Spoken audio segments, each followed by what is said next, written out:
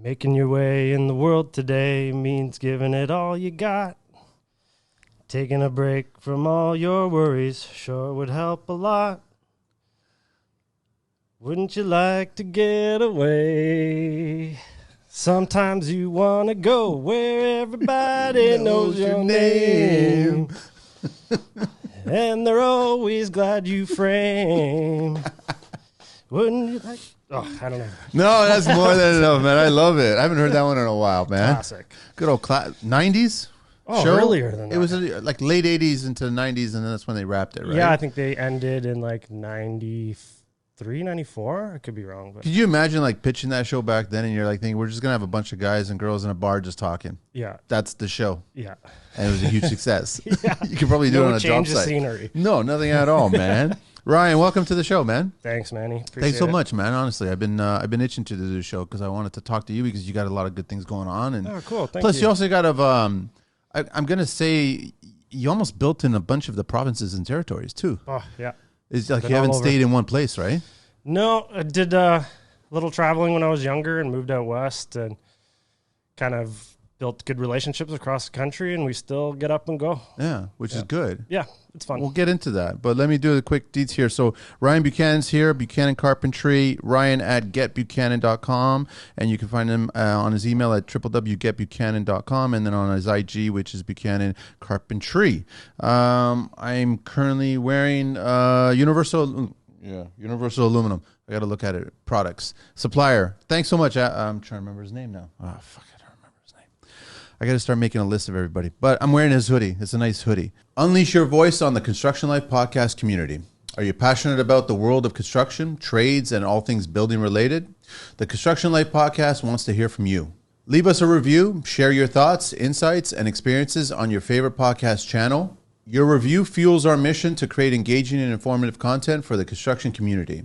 Your feedback is the motor that holds our podcast together. Share your thoughts, rate us, and let the construction community know why The Construction Life is your go-to podcast.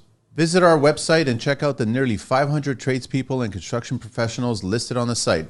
Connect with all of them. Check us out at www.theconstructionlife.com for additional content, behind-the-scenes exclusives, and valuable resources. Dive deeper into the construction world with articles, guest profiles, and more.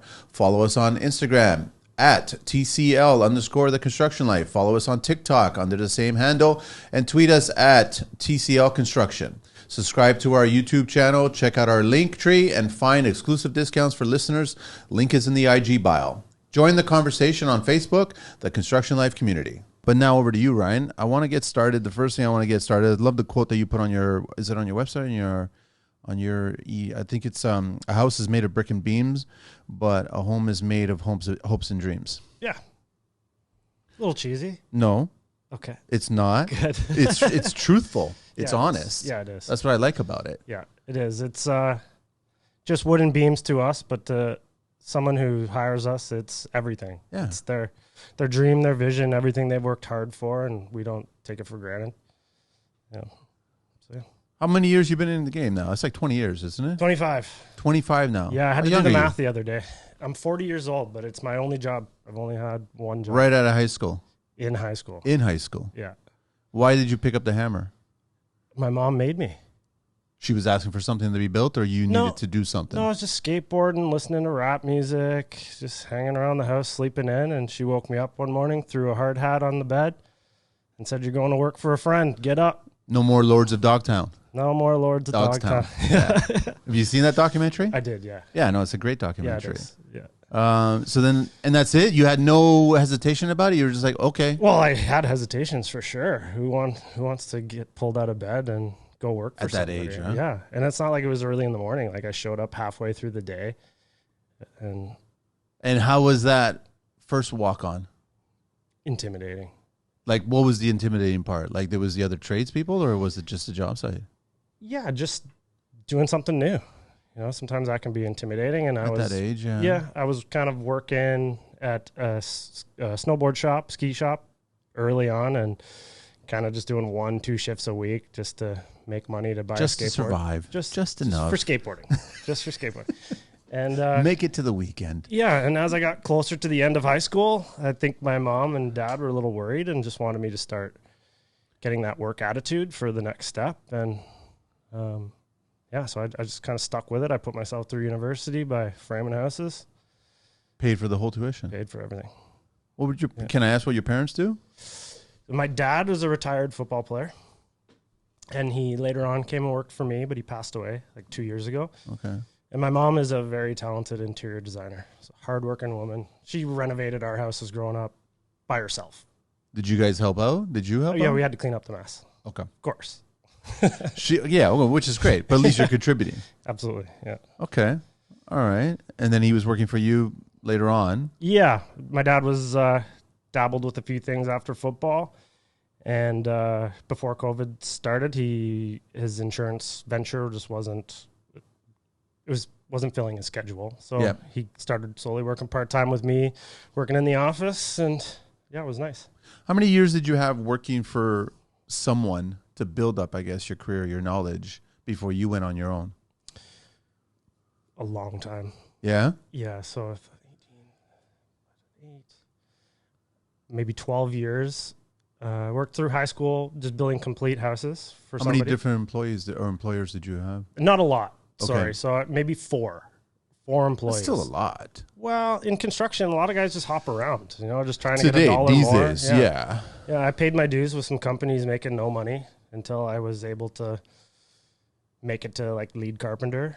And then once I made lead, I was a foreman for a pretty big company out west and left by myself in the north to build stuff, and just realized that like I could be doing this on my own. If it's just a matter of saving up a bit of money, like I already had a good name, hard worker, I was independent, and it was just time to kind of move home back to Ontario anyways. So it was just an easy step to start my own thing. But I mean, like, what was the, what were the hard lessons that you learned for working for somebody else that you didn't realize that were a part of working on your own? Oh, I'm still learning every day. Yeah, that's what I figured, right? Yeah. Like pricing. Yeah. I went into that completely blind.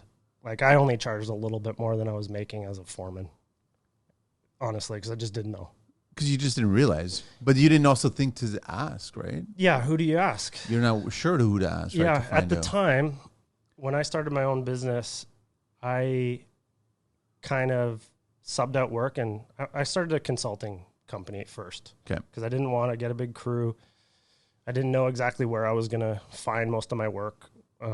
So almost everybody that I had ever worked for hired me to come and help them on a project. So I was filling my schedule with everyone I used to work for.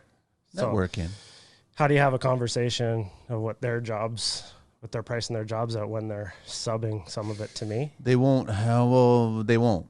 They won't. Yeah. So I was really left to kind of guess and figure that out. And then that kind of stopped after COVID, and I just had to be candid and start calling up everyone I used to work for and be like, I need some help. It's a hard conversation to have, but that's how I got a little more knowledgeable with pricing and being competitive, because up until like 3 years ago, I think I was the cheapest guy in town for sure. But were you profitable? Like, were you just because of the volume we do. Okay, but I mean, were you going back and I think all of us have done this in the construction. Like we've taken on jobs where we start working, and all of a sudden we quickly realize that the kid at McDonald's is making more money than me when I'm sacrificing so much more. Yeah. But I'm building my business, I'm building my brand, right? Mm-hmm. So that's what I was meant. Like, were you surviving at that point, that level, and realizing, hang on a sec, I should be charging more? And I know you get a lot of people online like, charge your worth and, double, triple, quadruple, and to just give it a try, and you see if clients will say yes to it, and then you get the job and you're all happy and you move on from there, right? Yeah. But I think that's not the best way to go about it. Mm-hmm. I think it's a matter of trying to find the right clients and the right network that you say, well, this is what my rate is. This is what I charge, right? And it's probably in line now with other people that you know in the industry, right? Yeah. Because you've learned these lessons now.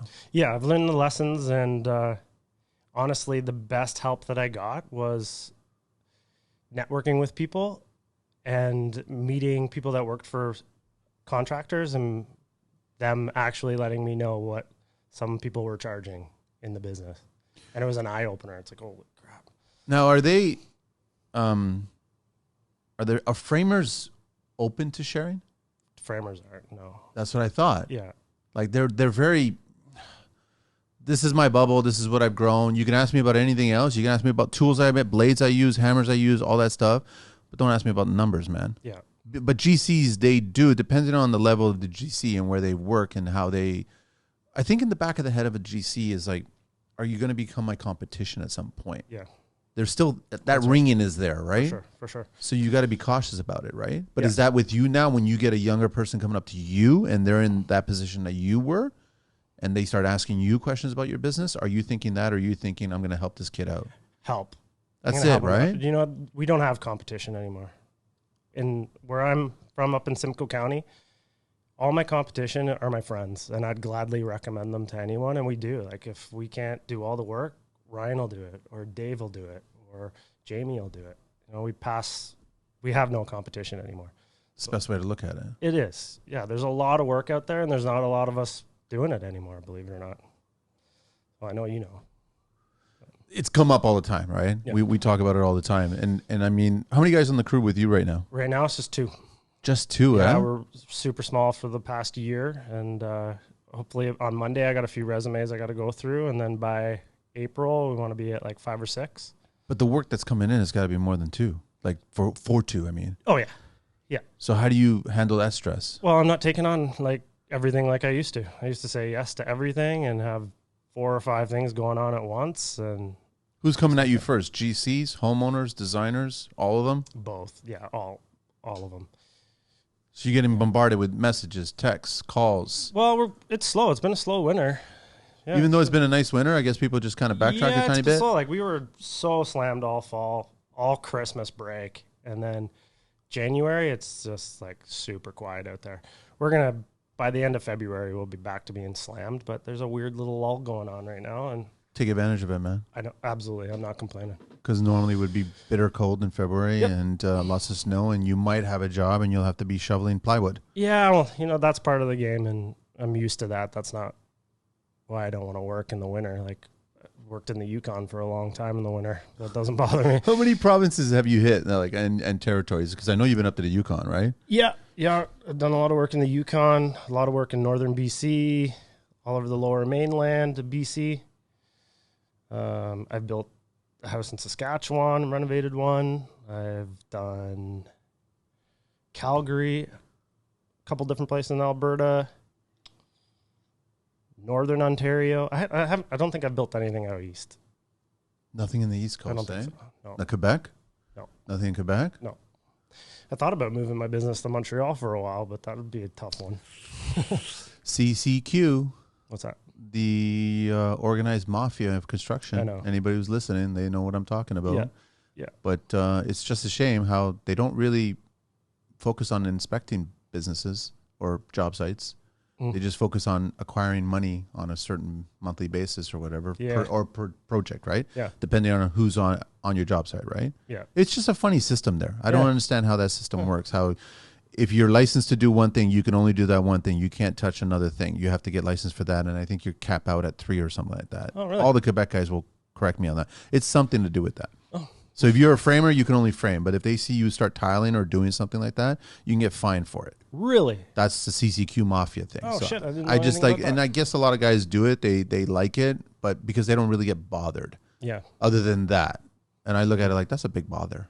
Yeah. It is, especially for West Coast guys moving out. Like, we're used to doing the whole house. Everybody hands all hands on deck. Yeah. We all work together. Yeah. When you step off on a job site, whether it's here or there or all over the country, the people the same? Everyone has the same kind of, like, everyone knows what's going on. Like, we all, as soon as you introduce everybody, like, this is what I do, this is what I know, and we just go rock and roll. Yeah. Yeah? Yeah, pretty much. The Yukon's a bit different. In what way? Well, there isn't any money there. That's what I figured. Yeah, like Everybody's shipped in. Shipped in, yeah. Yeah. Like, my client in the Yukon flies us out happily from Ontario to come build anytime we want. It's just it's that hard to get people. Wow. Yeah. But yeah, people are generally the same. The Yukon can be a bit unwelcoming for us when we're up there building. In what way? That we're like not foreigners, but out of town work. Out of towners. They want to keep the But work. if there's nobody there to do the work, it's not so much that there is nobody there. It's that that's the quality of work. There's lots of people that want a laborer job, but there's not a lot of skilled laborers up there. So like the Kwanlin Dun is the tribe up there, or I don't know, the band council that kind of runs the Yukon more so than the Canadian government when it comes to building. I'm not familiar with it, so Yeah, Kwanlin Dun are the powerhouse of the Yukon. Okay. And so like, I don't know if this is everyone's experience, but my experience is that when we got the work up there, we had to start at the end of November. Didn't matter what we do. People are like, you crazy? You're going up to the Yukon in November? Like, it's like not even inches of snow, it's feet of snow. Yeah, and I think they're just like a little bit TO'd that they got to give the work away, and they're just like, here, have it. You can do it in the wintertime. So everything I've ever done is in the dark and in minus 40 and cold up there. Shortest days and everything. And then and they're just if you don't have a good contractor up there that's out of BC, you're not going to get much help. Is the ringing of the generator still going on or what? Like, it's got to be loud, like just to do it in... Okay, it's a little uncomfortable, right? That's what I'm figuring. Yeah. Looking for cutting-edge solutions for your spray foam needs? Look no further than Elasticam Specialty Chemicals. With a remarkable track record spanning over 3 decades, Elasticam stands as an industry-leading supplying contractors across Canada with top-grade closed-cell, open-cell, and specialty foam products and accessories. Experience hassle-free spraying in both summer and winter with Insulthane Extreme, Canada's groundbreaking HFO closed-cell product. Time is precious, and we know it. Optimize your efficiency and avoid downtime by choosing the best products with the best technical and customer support. Elevate your spray foam game today with Insulthane Spray Foam products by Elasticam. Give them a try today. Visit their website at www.elasticam.com or give them a call at 1-877-787-2436. But I mean, if you want to grow and you got a client that's from here that's building there, like these are... No. So the company I used to work for in Vancouver, I was a foreman for them. Yep. And we kind of split the company into the Yukon. So there was a crew up in the Yukon that was always doing something, and then they kept smaller jobs in Vancouver for guys when they would want to come home. And I forgot the question. What was it? No, I was thinking, sorry, I'm trying to think of it myself, man. The guy that was working, or he brought you up there. So he's from Ontario, and he's sending you up there because he's from Vancouver. From Vancouver, they're Vancouver from Vancouver, company. yeah. Yeah, but it's a small company, like 10 guys, and we build What are you building things. up there? High schools, hospitals. So a lot of commercial, industrial stuff. Commercial, yeah, no residential. Yeah, so it's all big government jobs, mostly. And there's like 10 guys in the company, and like maybe 3 or 4 of us would be working at a time, maybe 2. And the other guys are on vacation. We're always doing turnaround. So when I decided to move home, because I was spending too much time in the dark in the north, and my family's all from Ontario. So I moved home, and that was pretty hard for them to lose me because we just didn't have guys that they could leave there. There's lots of guys that'll go up and work with you, but a skilled foreman is pretty hard to find that would want to go up there.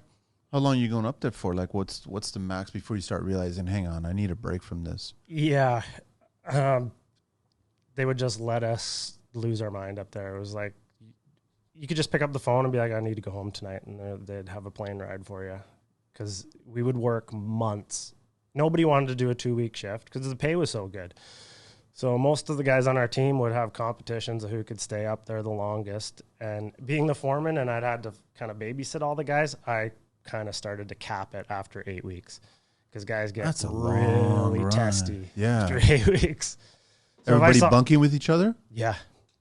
That's sometimes I had a hotel room. Yeah. Depending on the project, I tried my best to have my own accommodations, but a lot of times we were renting out houses. Now they have staff accommodations at the yard. They bought and built a little motel for the guys to stay in. It's just interesting that a small crew is going up there to build big items. It's wild. It's wild. Which is like, that's not the norm here or even on the lower side of the entire country. It's like always a massive crew, massive machinery to build these items. And you guys are a small crew. Small crew, but we had the largest self-erecting crane in the Yukon, the biggest man lift in the Yukon, got them sent up. And because of having those, we got every job.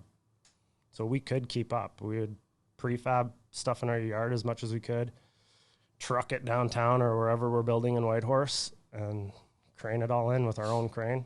So we were efficient. What's the in-flight movie when you guys are flying out of there? Alive?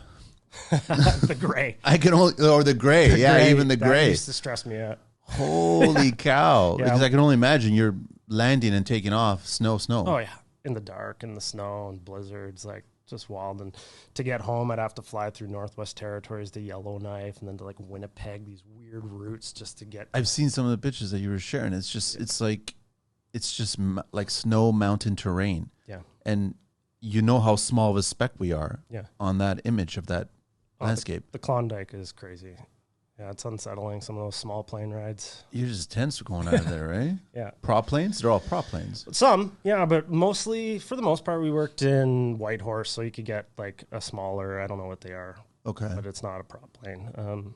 Air North was a great airline, but those little planes going up either to Dawson or into the communities, Mayo, those are sketchy. Yeah. How are the pilots? Don't know, never talked to them. They're just as reflective as the plane? They probably love it. They just, it gets adrenaline high, probably, eh? Yeah, my brother's a pilot, and he's flying all over Hawaii, and it's like the most dangerous flights in the world because of the inter-island, the turbulence. Yeah. He loves it. Loves it. But he'd be one of those guys. Would be happy to fly in Klondike. I guess all the tools and everything get shipped up before you guys, and you guys are just like everything's there ready for you. Everything's Material-wise? there, yeah. Probably the first year I was up there, we bought a yard, built a big shop. Everything's up there. Took years to slowly train everything up, but most of the Vancouver inventory is in the Yukon now. Do people, like, how do I say this without, well, you're going to offend a bunch of people. I'm just like, the people who schedule these jobs, the thickness of their skin to adapt to these conditions is nowhere near than what your skin is like to adapt to these conditions, to work in these conditions. Do the people that pull off these jobs to give you guys employment, do they realize what you guys are physically and mentally going through? I think the locals in the Yukon do, but for the most yes. part, there's a big lack of empathy in construction for the guys that are getting down and dirty outside every single day. I'd agree. What do you mean by the people that are Well, scheduled? the executives that are actually organizing these projects, and I guess the funding is happening. It's not all happening locally. There's not someone that's stepping on the job site and like, okay, we're going to build a school here. We're going to build here. Mm-hmm. Like they're in a, I guess for lack of a better word, they're in a nice, cozy environment making these decisions. Yeah. And then you guys are in the bitter elements out there. Yeah. Surviving these conditions. And it's like you don't even have an opportunity to say, minus 40, 50, and like really, really cold. And how are we supposed to work? Like we can't work a full day here, but we have to work a full day because you have to finish it at a certain time, right? Yeah. There's that I guess that contrast, right? Yeah. Like I think for the most part, my experience is that the people running the job up there are the Kwanlin Dunn. They're locals. They've been living there. So they get lives. it. They get it. Yeah. But it's the Vancouver office. They don't get it. And those are where our engineers and architects are. So when I'm calling and they're delaying me, slowing me up, and I need an RFI, they're a little too slow, and I'm like, I'm freezing up here. I get picture them with their feet up on their desk and just like, give me a second. I got to just reach over my space heater. I got to increase it about 2-3 degrees because it's a little chilly in the office today. Yeah. Yeah. And you're freezing out there. Yeah. Yeah. That's what I'm envisioning. Yeah. You know what? It's funny because about my second year in, I started to see the same inspectors on our job sites, which are flown in from Vancouver because out west, your engineer has to. Wow. They must look like a polar bear, eh, with their Canada. Oh, they're in leather jackets. No, leather. No, jackets, really, they're not even prepared shoes. for it. Yeah, and they get up and they're like, "Oh my god!" And I'm like, "See, what do you think we're doing up here?" You know, you see them in the bar at night after having wings, and now they get it. So it was nice. We got the same guys coming up all the time, and you know what? They would realize that their trips will be a little bit shorter and easier if their communication is better in the office. So it just took a few years. But how many years did you do that for? I was in the Yukon for 4. That's a long run, man. Yeah, I was in BC for 9 years. So 4 of them were in the Yukon. How is BC building these there, or then? How was it? still big structures, big beams. Oh yeah, Vancouver's its own building code. It's its own construction amenity out there. Like there's trades out there that you never heard of. So, but the common thing is like carpenters are very respected. It's a noble, good job. There's most of the kids you get hiring are apprentices. Here we don't get any apprentices. No. It's like why bother? You can get a job anyways.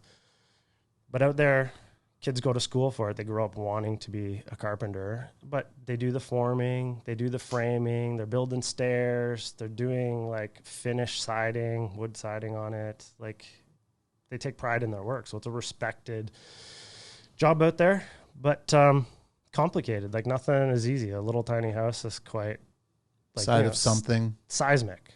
Yeah. The seismic, the hold downs, the strapping, like that's why your engineer has to come and inspect before the municipality does. Yeah.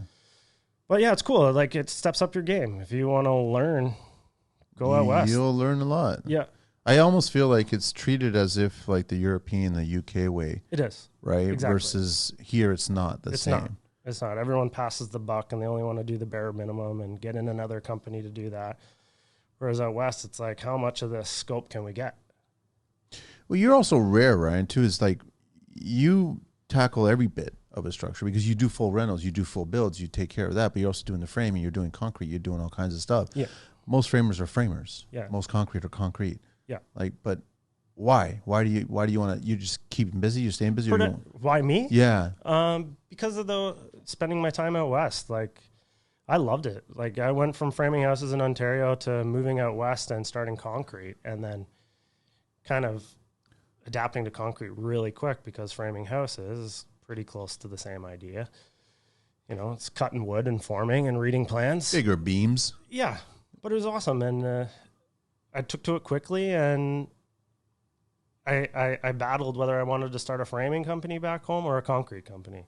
Okay. And why not do what I've been doing for 8 years out west and do them both? So it's more fun. It's more entertaining. I don't like framing. Just framing. Just framing all day. Why? Like, am I wrong? And I mean, I'm not going to piss off the framers out there, but it just seems like the TGIs and the LVLs and the engineer roof trusses, it's where's the artistry? You know what I'm saying? Exactly. There's no creative input. Yeah. Instead of a hand cut, yeah, roof and then beams a certain way. Like I feel like the artistry is gone from there where you put into. And I'm not trying to dismiss the framing trade as its own, right? But the thing is, like, material arrives on the site, all of it's there, right there. It's almost like a plug and play. You just get it done, you move on to the next one. Absolutely. Most of the guys here have never seen one of their houses drywalled. So that's a weird feeling. It is. It's a weird feeling. I've always hated that about this industry, that the first ones in, which are great, the first ones in are most likely to always get paid in full because all the money's front end, right? Yeah. You get opportunities of money not being on the back end. But it's true that you get a lot of the concrete framers, roofers, all the way up until the drywall. They don't ever get to see the finished house. No. Ever. Yeah. I always bothered the hell out of me. Yeah. It's quite rewarding now being able to bring a house right up to turnkey. And well, we don't do houses, but additions and renos. But that's when you really start to learn. You're like, oh, that's what that looks like covered, or you can't cover it like that. Like, it's the best way to see your work and its functionality. How hungry is the trade today about building smarter, sustainability wise? Like, do they really care to learn good ways of doing things better, or are they just focus on building things true and plumb and move on to the next stage? Yeah. I think that's it, really? Yeah. So that conversation of green or LEED or sustainability, that's all left for the engineers and the homeowners. Yeah, and it did get popular for a while, and I thought for sure that was the future of everything we were going to do here. But I don't know what happened because we're still building these subdivisions inefficiently, shitty. Yeah. And it's a huge industry, and guys love it. If you can go in and frame 4 houses in a month, it's good if you can keep your crew small, because those houses don't pay a lot. No. And you got 4 or 5 guys, you got to crank them out. Yeah. And who wants a house that was built in 4 days? My mom always said that to me. When I'd come home bragging, we built a house in a week. She's just shaking her head. Like, who wants to live in that? 19 weeks is the magic number that I heard when I got into construction. A subdivision home from the time that you break ground to the time that they give the key, 19 weeks. Wow. Crazy. Yeah. Like, I think that's too fast. Yeah, way too fast. I think a house needs to sit for a little bit of a period of time in between certain stages, right? Man, as a framer and somebody, I would love a week from when I'm done framing till the electrician or drywaller comes in of just quiet, nothing. And really go over it. I don't get the opportunity. By the time the last sheet's on the roof, the wires are being pulled through our walls. The fucking shinglers are on us. You're like literally hammering the last sheet, and the plumber's throwing the vent hole right through, right? And then anybody there on the other side? Yeah. No? Okay. A good site super or project manager will slow that process down without killing the schedule. For that reason. Yeah. If I look over and a guy has not put a hip transition into an old roof nicely, I can fucking see it under the shingle. Yeah, you will. And I tell a guy, like, we need to slow down. Like, these guys are literally shingling over a sheet I just laid. Like, it's wild. That's no fun. It's a lot of stress. It's hard to quality control. Since 2015, Groove has been built off the foundation of experience, innovation, and the continued desire to evolve how work is done even after the trade has mastered it. The people at Groove have more than 40 years of experience in the drywall and construction industry.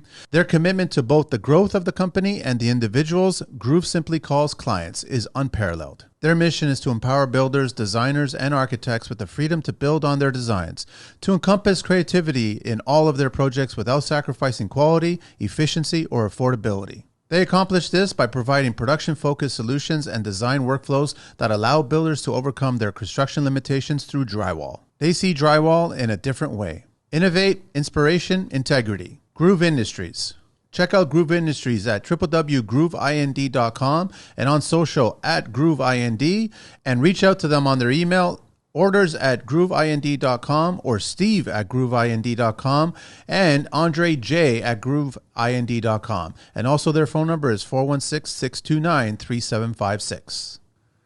Is it because you're not given the time, or you're not given the money, or is it both? Yeah, maybe both. Okay. Yeah, but ever since I started my business, I try not to think about the money. Like, the first 4 years of my business, I just cared about building as many relationships and clients as I could, because I wasn't going to put all my chips with one guy in case something happened to him. Yep. So I just wanted as many builders on my roster as possible, and to teach 3 or 4 good guys. That was my goal for years. I didn't really worry about the money until I was like years into this. Man, I should be making a little more. Like, we're working hard. We're turning out a great product. People like us. So that's when I just had to take a step back and be better at business. Am I right to say that the West Coast framers are being paid more than the East Coast or Ontario? Yeah, they are, but their scopes are just wildly different. It's different, right? Yeah, it's wildly different. Like, the hold downs are crazy. They're so time consuming. The fascia is time consuming, because you put 2x4 sub fascia on, and then that 1x10 hardy board, 1.125" shit all the way that's finished. You're now a finished carpenter on the roof. If you're lucky, you're on a boom doing this. Yeah, we never were. But you're not. You're on an angle looking down, on the side. But then it's like 1x10, and then they put a decorative, like 1/2 inch by 5 board on top of that to give it dimension. Yeah. There's a lot of work in those houses. Of course. Yeah. So that's where the cost comes in. They make more money. Yeah. But I mean, okay, so where'd you get all your schooling from? Just on site, meeting other people? Yeah, just on site and being left alone.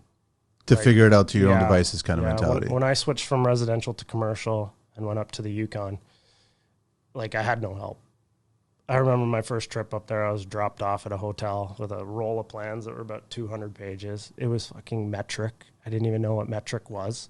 I'm like, I got my Stanley Fat Max here. Like, what do? I don't know what 400 mils is. I had to learn There's no Siri. There's no Siri to change it. Yeah, no reception. The tears started coming, and I was like, all right. Like, the only way I'm going to make it out of this is just to learn quick. So you open them up and just... Oh, yeah. The guys would be drinking beers, and I'd have the plans on the kitchen table. Just stressed. Take the beer bottle, put it on there. The radius is about... exactly. Okay, that makes sense. Yeah. Yeah. But yeah, learning metric and learning all that was my biggest kick in the ass. Yeah. So after a few years of that, it made everything make sense. You come home and you build a house in Ontario, it's pretty basic. You don't find it funny that we're taught in school metric, but then in the construction industry, you're thrown into imperial? I don't even remember being taught metric. I remember being taught metric. I just never absorbed it because I was already being taught imperial through my dad, through a bricklayer's tape measure, right? Yeah. But then the whole industry and their argument is like, here's the drawings. They're a metric. Yeah. Right? So it's like, you should be doing it. But then even the building department will always give you metric and imperial. Yeah. So you have both options. But now all you've done is confuse the drawings even more. You got twice as many figures on there. Yeah. And I have to follow the yellow brick road on which figure I'm going to follow to work on. Yeah. But then all of our material is showing up in imperial. Imperial. Yeah. Yeah. It gets confusing. But I will say that once you like building on a commercial project, metric is so nice. It's metric. Yeah, but it is nice. Once you figure that out, it's I don't know why it's so much more accurate. Your framing's just tighter. It's nicer. Responsibilities, I guess, associated with the structure. Liability. Like you were saying earlier, homes are being built too fast. Mm-hmm. These structures have to be built correctly. Yeah. Because of the volume of people, I guess, going through there. Yeah, like we usually on any project have 3 inspections on framing. So not like here, a guy walks through and is like, "I don't put a block there. You missed a point load." They don't really look, but they fail you just so they can have a little chip on their shoulder and teach you something. On like the littlest thing or something? Littlest thing. Like yeah. 2 weeks ago, we failed an inspection on a deck for the stairs landing on pavers.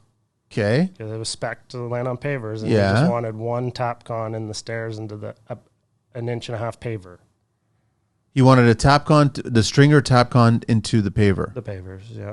They're individually laid pavers. Yeah. So where's the structural note attached to that? No, it didn't, but I failed. So the client, right, failed. I'm like, no, it didn't fail. And the reason on the fail is because there was no Tapcon on the stringer attached to the paver. Yeah. So I took a picture of a big blue Tapcon and wow. He was just being a pain, or she was being a pain? Most of them are. Yeah. And I get Why can't they just walk around and go, man, it's good. Site's good. It's they clean. said this is a beautiful project. Like, looks great, but come on, you need to fasten those stairs to the paver. Okay. Anything you want. Where's it going to, well, if it were to uplift, it's going to take the pavers with it now. Yeah. Lucky you didn't break the paver. I'd always wanted to see like inspectors' homes, see how their homes are. Or just watch them build something. Or watch them build something. Yeah, that would be nice. Because I think the majority of them don't know how to build something. No idea. It's one thing to read drawings and one thing to see codes that are in the code book. Yeah. But not every code actually makes sense, right? Mm-hmm. I think I was just having this conversation with an inspector because I brought up the fact that I've never seen the cove concrete at the footing to the wall. Right. And then he goes, I noticed that you brought this up, man. I never seen it on site. I've seen it in drawings, but I've never seen it on site. Then he brought up this note and he was saying that it's required in block foundation wall, but not concrete or ICF walls. But in the drawing, you still have that cove there between the wall and the footing. But I've never seen an inspector point it out to me and said, well, I've never done a concrete block or ICF either. I've only done concrete pour. So I'm not required to have that cove there, right? Yeah. But he was bringing it up. What do you mean, like a keyway? Not a keyway for the wall, an actual cove here. So your membrane or your waterproofing is supposed to go. Got you. Okay. Right? But in the dam proofing. So that in the drawing, it's actually indicated in the drawing, the architect or the engineer, they draw out that cove. Oh, never seen that. I've never seen it on a site. That's what I mean. Yeah. Have you done a concrete block foundation wall? Yeah.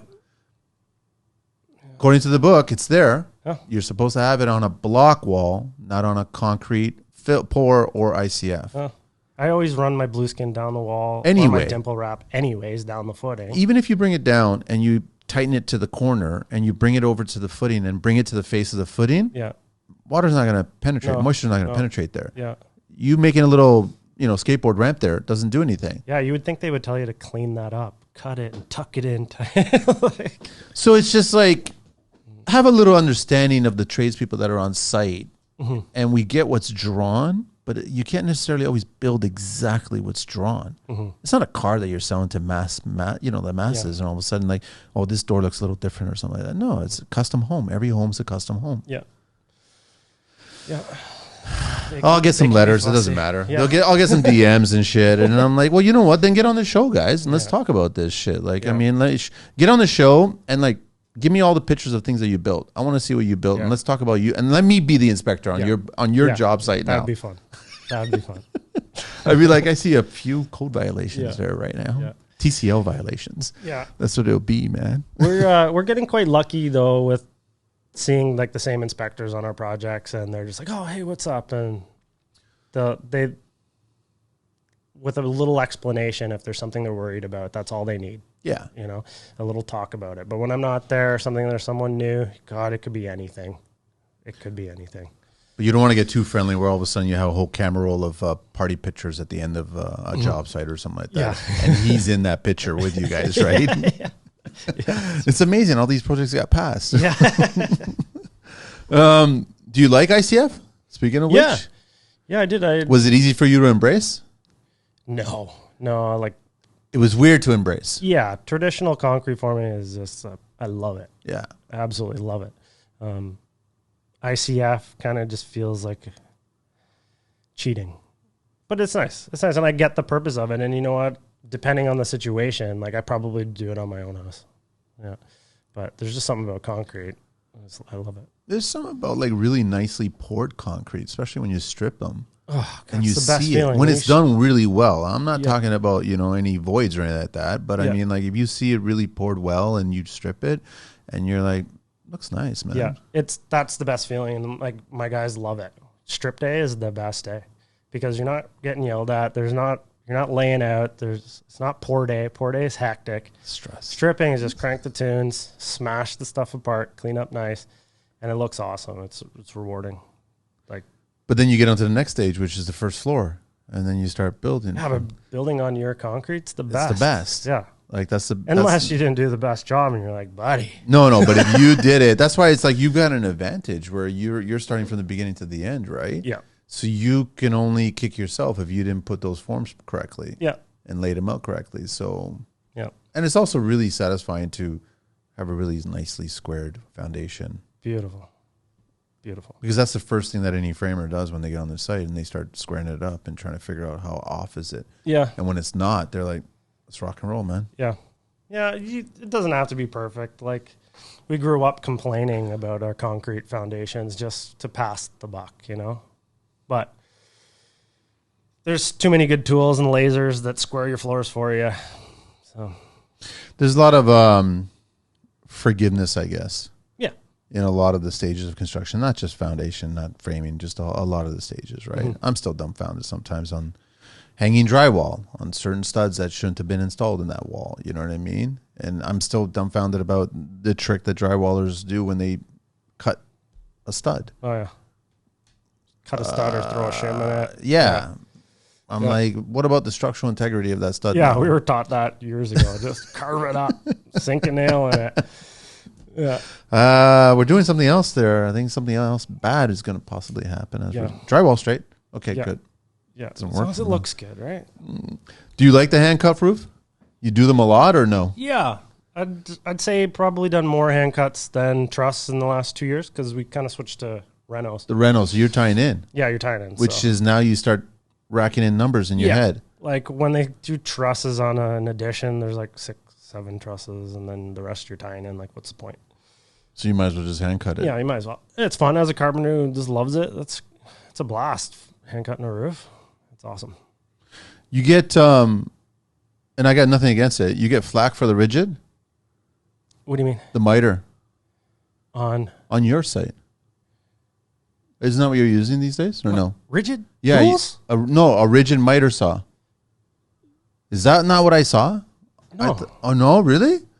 I could have swore I saw a rigid. Oh yeah. Sorry, that's my one rigid thing. No, that's what I mean. But the thing is, I was going to bring it up, and there's still a Diablo blade on it. Yeah. So I'm like thinking, we use that for blocks. That's what I figured. Yeah, just little blocks, chopping it up. When you got a new kid, watching him pull out his tape and square and cut blocks is too painful. So I make him a jig, set up the chop saw, and that's a good way to like pump a kid up. Yeah. So here's your cut list. Just go at it for a little while. Yes. They're not getting yelled at. They love it.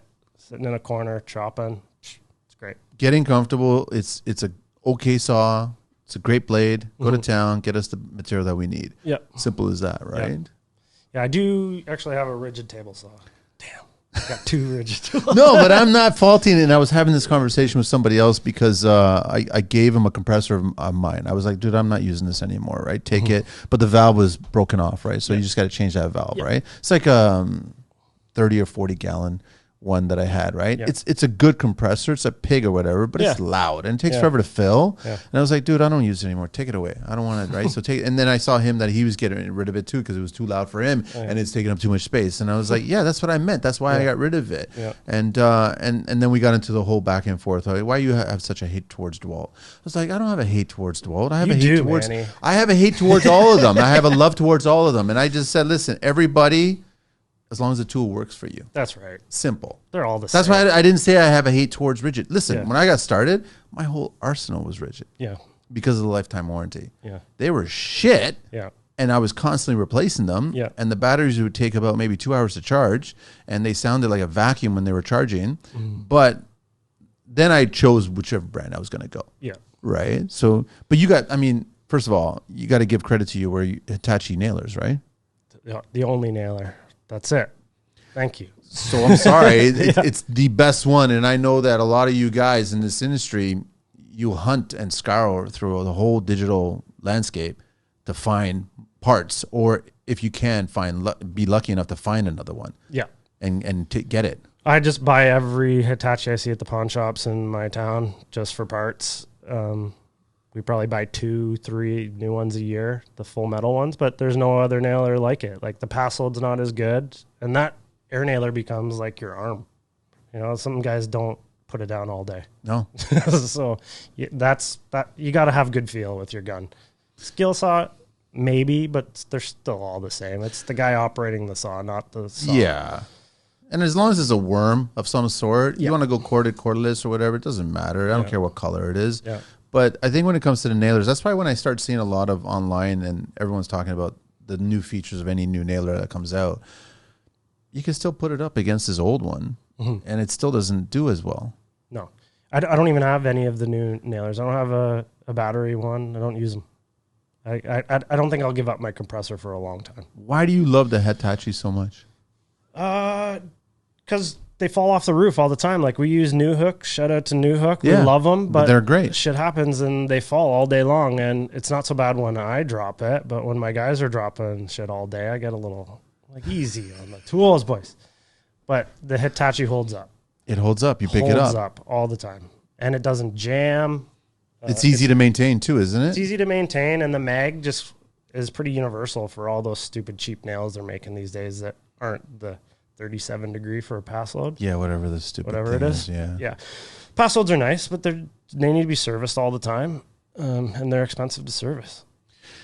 Hey, architects and builders, do you want to stand out from the competition? Fraser Wood Siding has your back. Fraser Wood Siding is a leader in pre-finished wood siding. They manufacture beautiful pre-finished wood siding using only the highest quality PEFC certified Canadian softwood. Fraser Wood Siding is available in 17 profiles and unlimited colors. Fraser Wood Siding is available in 17 profiles and unlimited colors. Supplied by the global leader in paints, Sherwin-Williams. Whether your design taste is classic, contemporary, conservative, or bold, they've got you covered. They'll gladly match the color of any paint manufacturer and send a sample on an actual piece of Fraser Wood Siding in just a few days. Visit their website at www.fraserwoodsiding.com and reach out about your upcoming projects to benefit from their industry-leading lead times. Fraser Wood Siding. Get inspired. That gas just has an odd smell off gas. I love that smell. You love that smell? Yeah. I'm asphalt. Yeah. I'm with the same way with asphalt. Yeah, asphalt's a good one. I love that asphalt. Impulse smell. I do use my impulse, but not too often. That's if I'm just doing a quick back frame. I'm in and out, but I don't use them to frame. But miter-wise, yeah, you know what? I'll be honest. DeWalt's miter is a good miter. Yeah, I got a couple. Yeah, it's a good miter. Yep. Rails, for sure. Yep. Never understood the front rails. Yeah, like if it's not a battery thing, I'll buy whatever tool. But I'd try to stick to Milwaukee because of my batteries. I've spent too much money on batteries. On the batteries, right? Yeah. Milwaukee's are like, batteries are getting like the size of bricks. And I use the 12s that are like $400 and they weigh 10 pounds. Yeah. But I like that weight on my worm drive skill saw. I don't like the light little battery. You don't have to worry about anything other than just keeping it straight. Yeah. The weight holds it straight. Yeah, it does. Yep. It does the job. Yep. Well, it's what the tool's supposed to do, right? Yeah. Nothing like listening to a new guy just make a blade scream because it's stuck. The blade stops spinning, but he's still pushing. Oh, I can hear that from Anybody can hear that. and I'm just like, God, stop. Yeah, I can hear when their guns are out of nails. I can hear all their bad cuts, and I come running around a corner like, how'd you know? I'm like, I can hear it all, brother. Did you follow Tim Pound for Pound? Oh, yeah. Oh, yeah, totally, right? Yeah, He did a story a couple of weeks ago, I think, where he's mentioned how they should start color coding the heads of the nails. Yeah, I did. Yeah, that's a good idea. I thought it was a great idea. Because of the inspectors. Because it's the not so inspectors. much we don't give a fuck. Yeah, no, I know, but the inspectors that you can clearly see. They make us pull a nail to see what kind of nail it is. I'm like, God. So I leave them on a draw, and I'm like, pull it yourself, and you can see what I use this whole thing. But That's why when he said the color, I was like, that makes sense it to does me, make man. sense. Yeah. But like me, I buy the pretty cheap nails. Yeah, you buy whatever. a skid of whatever, Yeah, right? So they're you all- have it. But then they like, why not just spend the effort to just color them, right? Yeah. So it wouldn't be too much more money, but I like that idea. I thought it was a clever He's a idea. smart guy. I like yeah, that no, guy. totally. It made a lot of sense, and I was like looking at it through the inspector's eyes, right? Yeah. Because the inspector would be thinking, there's no way these guys went by there and just nail polished every single head just to make that, Yeah. to get away with this, right? Yeah. They would have just chosen the color coded. But maybe a brand's listening that makes these nails Yeah. Let's go. in China. Yeah. Tim's like, one of my favorite accounts on there. I kind of model the same kind of business plan. I'm not building big houses in Whistler like he is, but we're doing concrete. We're doing the framing. It's Yeah, that he's West tackling. Coast Yeah, he's mentality. tackling a lot of, and Yeah. he's also building up against rock. Oh yeah, Like, that's fun. That's awesome. it's challenging, man. It is. I like that. I like. We're gonna put a house here. Hell yeah. And right. Where? Let's do it. Here. Yeah. Let's get some dynamite and start blasting some holes. Just lots of guys. That's the fun thing about, I guess, out west. Like, you get these opportunities where this is where we want the house. Yep. But he also, it's like you understand it once you start seeing the framing and everything starts being put together. You start seeing the views. Yeah. And you have that as well too. Like, you start seeing what the homeowners are going to see when the home is finished. Yeah, a lot of places in Muskoka are like that. Yeah. That Canadian Shield up there is gnarly to build on. Like, we're not down a mountainside, but it's But you still got to break some of it. Yeah, you got to bust it all up. That's fun. I guess, man, that's why you guys get into the business. That you get an opportunity to, like, can we blow this up? Can we carve it out? Oh, yeah, Can we, let's like, go. jackhammer, Yeah. break it? Pour some concrete and then smash the forms off. Let's Get go. the engineer on here and go, what are we doing here? And you're standing there with a stick of dynamite ready to go. Yeah. No, we're not going that far. We're just going to cut it a tiny bit, scrape it or something, anchor it, Yeah. all kinds of stuff, man. Are there any OBC things that bother you? OBC? Yeah, Ontario. Oh, the Ontario building code so- here. That bother me? I guess framing wise, construction wise, like footing, foundation. It's pretty straight. I mean, I don't It think- is. Like, it hasn't changed. No. You know what? In Oro and like the Barrie area, decks have to have Bigfoots on them now. The sauna I tubes. fucking hate Bigfoots. You have to excavate your whole backyard to do your big deck. That's gnarly. What a cost. Decks are like triple the price now. When did they introduce Bigfoots? Like, I'm gonna guess maybe 10. Yeah, I started seeing them 10 years ago, but about 4 years ago, they made them mandatory. So a 12-inch sauna tube becomes a 24-inch hole, Yeah. so you can park this Bigfoot in there and then fill all that up in. Yeah. Good gnarly. That's why when I met the boys at Technometal Post, I was like, just grind it in, helical, give me the certification, and I'm done. Mm-hmm. You don't have to dig it anymore at Yeah. that point. Helical piles are a godsend. No, yeah. But it's not that easy. If the decks are complicated and you have a roof structure on it, they can be a pain in the butt if the guy that installed them didn't do them bang on. Usually I go and lay them out. No, yeah, and that's what I've always done that myself. Crosshairs are right here, exactly Yeah, right here. yeah. And even when the first one goes in, we're just making sure, no, we're still within a mil.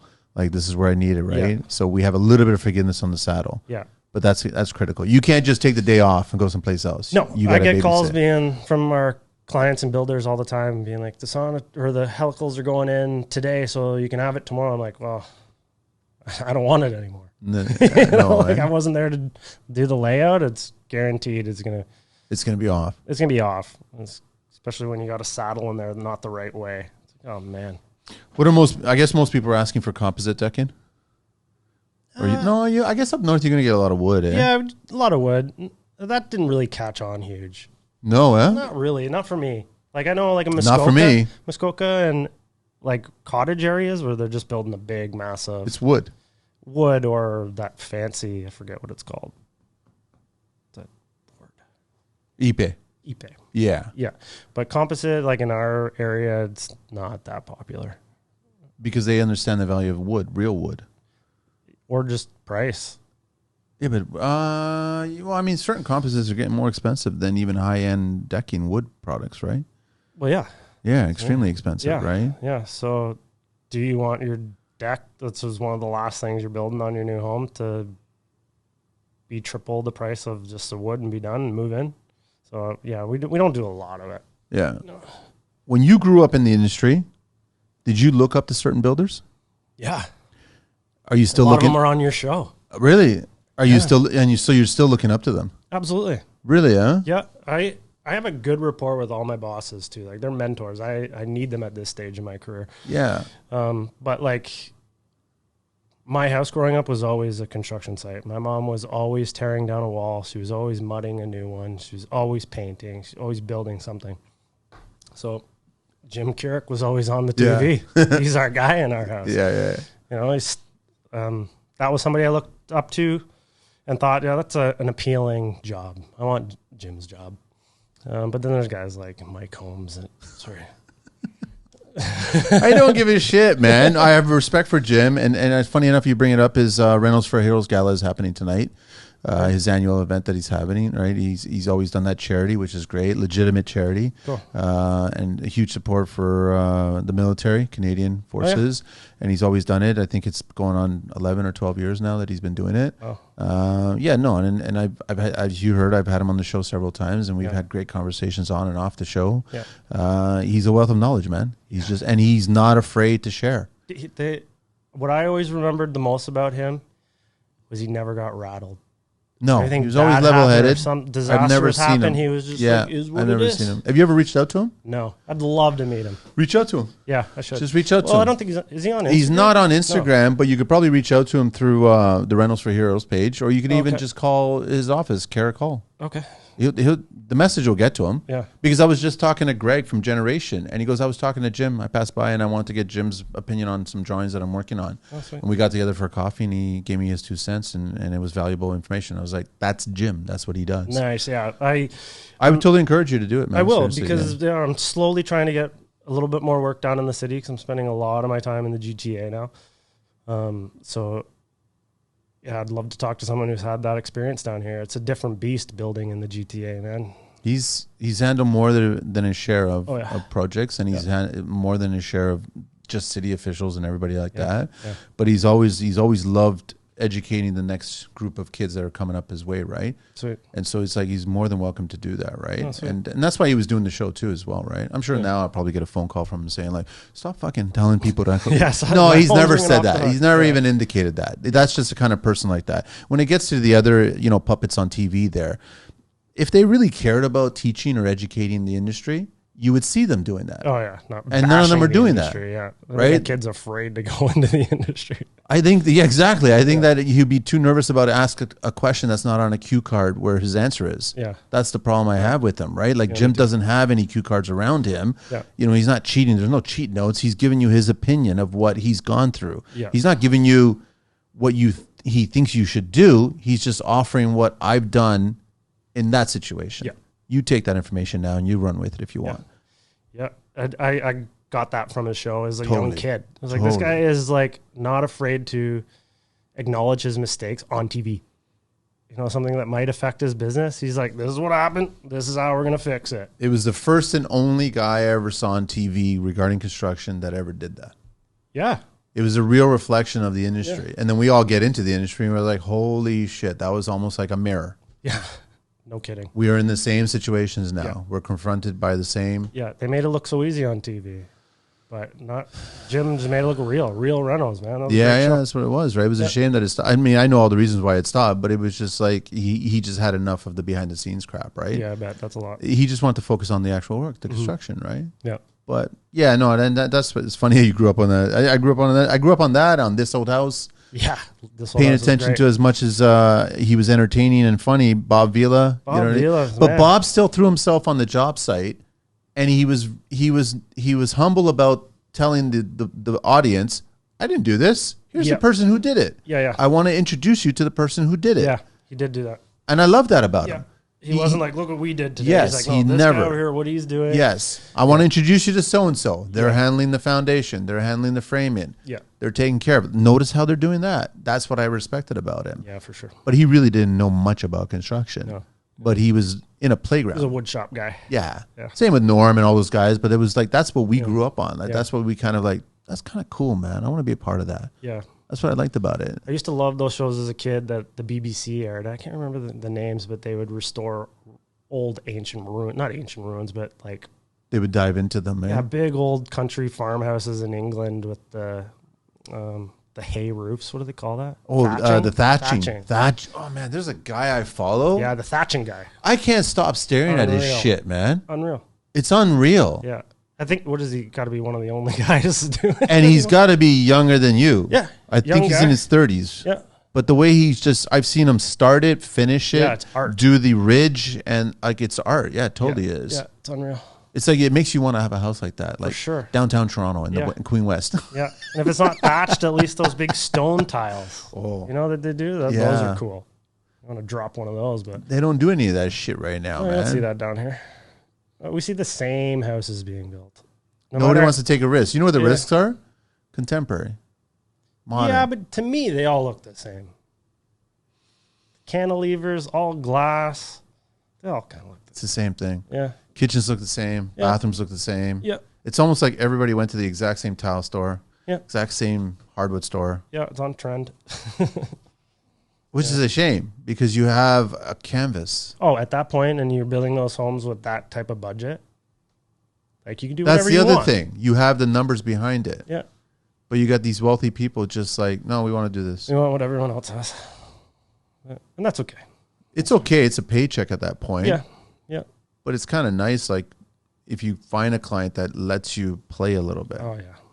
Yeah. You know what I mean? With opportunity where you can try this, right? That's where I start seeing a lot of nice stuff where you start seeing details being made in front entryways. They'll spend a little bit of money on timber, little canopy or something like that, right? Yeah. Or restoring old doors into new openings, right? Love that. Yeah. That was one of the things I hated when I first got into the business. Was like, oh, we got some antique doors in the garage. Can you incorporate them somewhere into the reno? And it's like, oh, God, putting together those old things. Yeah, we can put it in the door. Yeah. But they all come in pieces. That they're even the trim kits all still have nails in it. And you got to re-put these old things back together in a new build. I used to hate it. Now it's like one of my favorite things. It's the best thing ever. Yeah. You got a door that's probably a century old. Yeah. Love that. It's got thickness of paint on it. Yeah.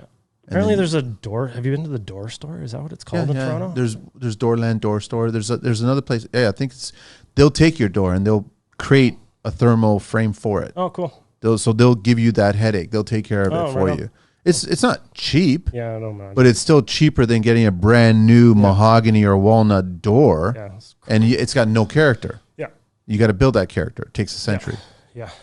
There's all kinds of little things. There's missed opportunities, I think, especially in Toronto. Toronto has like someone should start teaching homeowners, like it should be a prerequisite when you get a building permit. By the way, this is the neighborhood that you live in. This is the influence of this neighborhood. So your home should have some of these details in your home. Yeah. Yeah, let's rebuild. Otherwise, we don't approve this permit. Yeah. Right? That's what we should be doing. Yeah. The National Heavy Equipment Show is back and taking place April 11th and 12th at the International Centre. You're invited to Canada's largest heavy equipment showcase with a massive display of equipment and service. Thousands of professionals come together from the nation's biggest industries, such as road building, infrastructure, landscaping, snow removal, and beyond. Watch one of the interactive demos or check out the gravel pit, a whole building full of aggregate, crushing, and screening equipment demos. The National Heavy Equipment Show, April 11th and 12th. Register online today for free with promo code NHES2005. Find full details online at nhes.ca and be sure to follow on Facebook. I know that the Historical Society will deem an old house like, what is it, S2 or S3, where you can demolish it, but you got to rebuild it in the nature of what it used to be or Yeah. what's in the neighborhood, Yeah. which is cool. Old Toronto needs to do that. I'm getting a little sick of seeing in the old brownstones this fucking shiny box of mirrors in the middle of a street that just doesn't make sense. Yeah. I don't. I understand it, but I don't necessarily have to like it when I see like okay. So when you've been to New York, Yeah. Chicago, Not Chicago, no. Boston, Nope. you can in New York. Let's just go New York. Yeah. When you see a row of brownstones, Beautiful.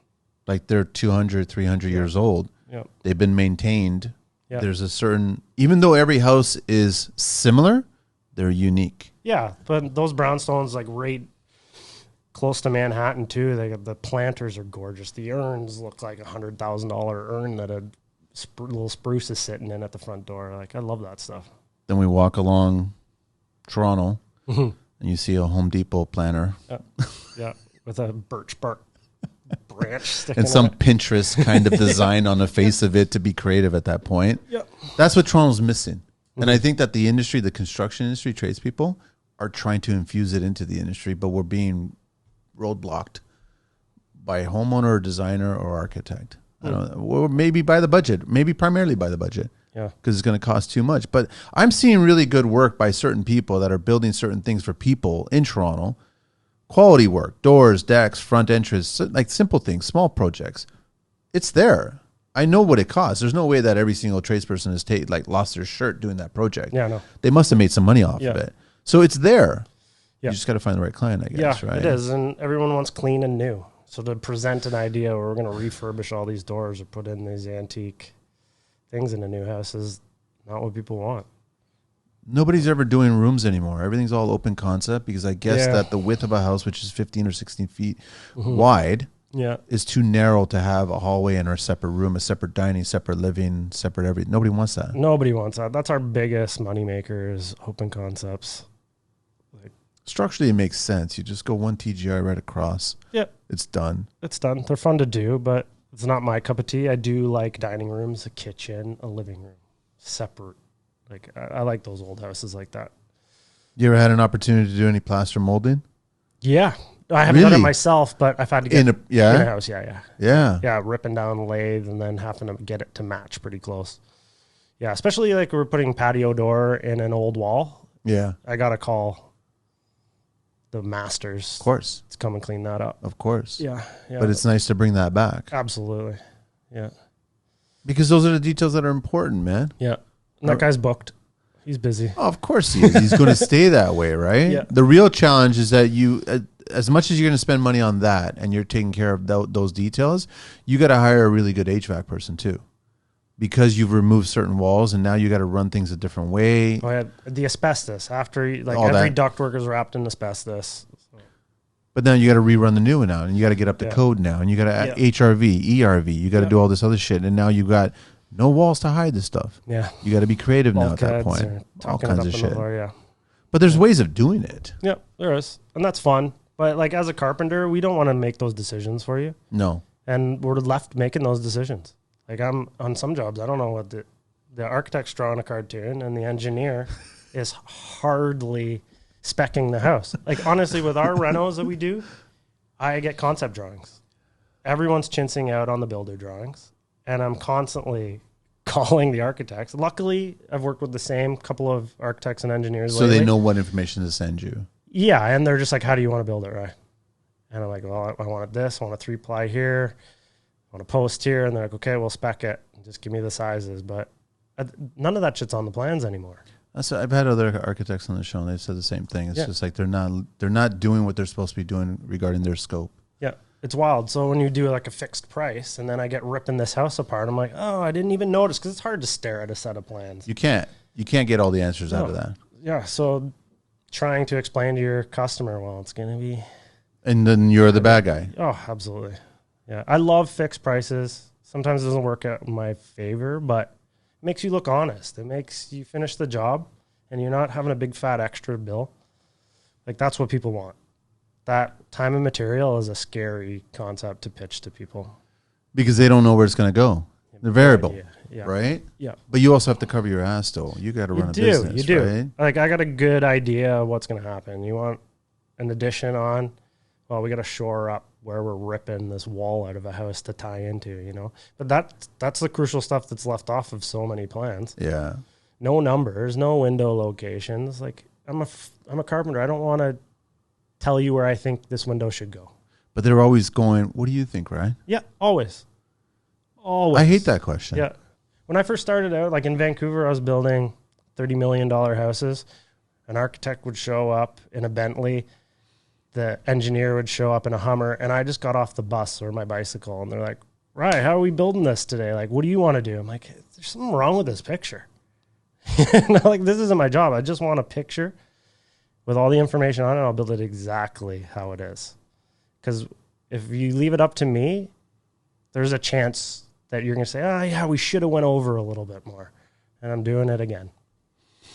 And then time and material come into play. Of course, it has to. Yeah, yeah. Otherwise, it's a hobby for you at that point, right? Yeah, yeah. And you can't, right? Are they parking right on site, right in front, like as close as possible? Yeah, yeah. I always had this daydream of mine sometimes when they would show up and they would do that. And it'd be on a day that the excavator would be on site or telehandler or something like that. And there'd be an accident. Something would get dented or dropped or something. Not bumped. No, I'm talking about a pallet right on top of it, right? Yeah. You know, maybe have a photo opportunity where there's a sign there, do not park past this line kind of thing, even though they parked there. Yeah, they see the other trade sticking in there and they own the place. I love that you said that architects give you cartoons, man. Like they should step up and start doing more because they are charging a fair price, right? Yeah. For the work because it's responsibility. Yeah. You know what I mean? So it's like, yeah, they have to have a better idea how it's built. And I mean, this isn't on a cheaper budget. Those bigger budgets, those guys are great. And we've worked with some amazing ones, but we also build too much off of concept drawings. And then it's all left to you though. Yeah. And your crew. Yeah. And then if something doesn't work well, you're responsible now. Yeah. But wait a minute, we built it as per drawings. We've had conversations. We've discussed. Well, the inspectors come in and be like, "That beam is not on this drawing. Fail." Now you got to get yeah. So the engineer is redrawing the plan anyways. Why not just draw it for us in the first place? Because they have to update the plans before the inspection. Of course. So why not? Because they want to see that. Place? Yep. I know. I always hated that. Crazy. A lot of responsibilities. And look, Tim, pound for pound, that guy does way too much. He does. Way. Because he cares too much. Yeah. He's so intelligent. He knows to do it. Yeah. But see the project he's working on right now with all the steel that he's cutting? It's slowing him down. His last post was, we didn't do so well on this job. Of course. We got to step it up. And then he started capping that floor and was like, no mistakes on this one. This one is going to be a beauty. What do they do to him? They slow him right down. I know. It's heartbreaking to watch, man. But they're lucky to have him. But he's challenged guys too. He's challenged engineers. He's challenged inspectors, and he should be challenging them, right? Yeah. Yeah. You like in the trades, we all have our jobs. Yes. So why not in the office? Yeah. You know. So he shouldn't be put in that position. Well, he should be compensated more for the work that he's. I really hope he is, but it's too easy for us not. He's not. That's the problem, right? It's like he's doing other people's work. Yep. And I say other people's, I mean the Bentleys and the Hummers that are arriving. He's doing their work. Yep. And I think that those people, they get used to it. You know what? They take advantage. Yeah, because they're not being back charged. Yeah. Yeah. They even charge more if you complain about it. A request for information costs money. A request for information. An RFI, please. One year I got charged $20,000 in RFIs on a commercial project, and I had no idea I was getting charged. My boss paid for it. I was working for somebody else, but he didn't know the answers. He's like, call the office, ask the office. And then they would send an email to the engineer in Vancouver, and the engineer, by the end of the project, had sent a list of bill for RFIs. And I'm like, I thought it was just common that I call the engineer and ask for a little bit of explanation here, but they charge you for it. Was the information on the drawing? No, or else I would have been able to. So how can that be a billable request if it's not on the drawing? Don't know. I have no idea. But it's like a lawyer charging you for the hours in the office. Wow. Yeah, it's gnarly. I have it in residential. You could probably contest it, but then all of a sudden, then you'll be put on a blacklist because then you won't maybe. Yeah. You have it on residential too as well? I haven't experienced that. No. That was just on commercial. So I haven't experienced You that. know what? Right? It should be on residential because the amount of times that you don't have a site meeting where the interior designer's not there or the engineer's not there or the architect's not there, but you're there, and then you got clients asking you how it should be done. Yeah, I should be charging more for that. That's what I'm saying. Not them. Yeah. Do you want me to answer this question? I'll answer this question. Sure. Here's the form. Yeah. It's fine if I know the answer on the top of my head and it's quick, spit it off. There, that's free. But don't make me sit down at a computer. But even that being free is not fair. It's not. Because that's your experience. Yeah. That's why Tim does so well, because he can challenge, because he's built similar and been in the same situation. Yeah. So he knows 1 + 1, this is what we need to do. I know. His job is to teach his guys that. Not the homeowner or the architect or the engineer. And if he does, there should be a tuition charge at that point. For sure. That's a new one. I haven't heard that one before, man. Request for information. Yeah. But if the information is not on the fucking sheet. Well, it's crazy. Like, they'll give you drywall measurements, but in commercial, there's a skirt wall, there's an insulation wall, there's a build out, and then there's the concrete. So where am I? I'll go drywall and then minus 7.5 inches on this side, 7.5 this. Like, there's too much work involved. And then if it's off by an inch, who's at fault? It was never like that back in the day. No. Framers were told to do this. That's their scope. Yeah. You give me this, and I'll give you that. Mm-hmm. You shouldn't have to figure out the missing links in this chain You here. should not have to, but it's wild. When you're pricing a job, you kind of see that number, and you're like, oh, okay, it's an 11-foot room. Cool, no problem. Don't even really pay attention to that until you're building it. And you're like, oh, those arrows are to drywall, but then you look through your legend, and that wall is 3 walls. Then you learn. You quickly. Yeah, you got to figure all that out. But now you got to price it for the next job, and now you're going to be too high on the next job. Yeah. Because you factor that in. Yeah. Do they take advantage of the industry there and try to get someone that's younger, that's just getting started, hungry, and they want the job? Yeah. That's what happens. Yeah, for sure. For over 30 years, Techno Metal Post's vision and goal has been to revolutionize the construction industry. And today, they are proud to say that they have achieved this. Their dreams drove them to design, innovate, and build reliable products, develop leading-edge installation equipment, as well as train and certify professional installers just like you. Techno Metal Post products are used throughout the world. They do the research, the evidence is there, and testimonials have shown that their helical piles have become a standard in the building industry. Many customers and contractors have already adopted our technology, and for them, it would be impractical to do it any differently. Reach out to them at www.technometalpost.com for your next project. Yeah. So the young guys, all they can do is try to educate, get some lessons learned from the older guys. Yeah. Watch out for these holes. Yeah. Yeah. A good drawing with all that information on it, it's easy. A crew can figure it out. Yeah. It's easy to teach. It's easy to read. Yeah. But to decipher and break everything down, it's too much responsibility on your carpenters. It's crazy. You guys aren't building the pyramids, man. It's like you don't have to try to figure out hieroglyphics or anything like that. Yeah. Like it should be pretty straightforward. Should be. Even the junior person on the crew should be able to read that and go, this is what we're doing. Yeah. Oh, the room's 11 feet. Easy. Inside to inside. But there's 3 walls. Yeah. It's 3 walls. Which one? Yeah. I don't hate DeWalt. No, I love it. I hate DeWalt's behind the scenes DeWalt. That are just, I find it funny that every tool brand thinks that they're the best. I don't find it so much the tool brand saying it. It's the guys that use it. Like I get a little annoyed with some Instagram guys who are, oh man, I only use DeWalt. They're the best by far. Like, well, they're all the same. They're all the same. You know? I don't care. They're just different colors. Yeah. That's all they are, right? But it's funny. You see a lot of like memes and little jokes about Milwaukee guys. Yeah. DeWalt guys are the worst. There's, you know what? I would say DeWalt guys are worse. Yeah. But the difference is that, and I'll be honest, Milwaukee's, they're smart tools. They're smart accessories. Like if you don't have pack outs, I don't know what you're doing. Well, we're framers. We don't really use pack outs. But so I don't get into all the gadgets and the. No, I don't want to get into like coolers and coffee makers and all that shit and all these extra things that make no sense to me. But I mean, it's just like let's just talk about the tools. Like I'm just sorry. Like I think it's clearly evident that DeWalt's oscillating tool is the loudest one in the market. I don't give a shit what anybody says, right? It's like, you know, I've heard you say that on the show. I haven't noticed. You Now, haven't all the noticed? time I'm kind of listening. And I'm like, You haven't noticed? I haven't noticed. Well, no. there's the whole social media meme with Dumb and Dumber, where you don't want to hear the most annoying sound, and then it cuts to a DeWalt being cut, right? Like the multi-tool.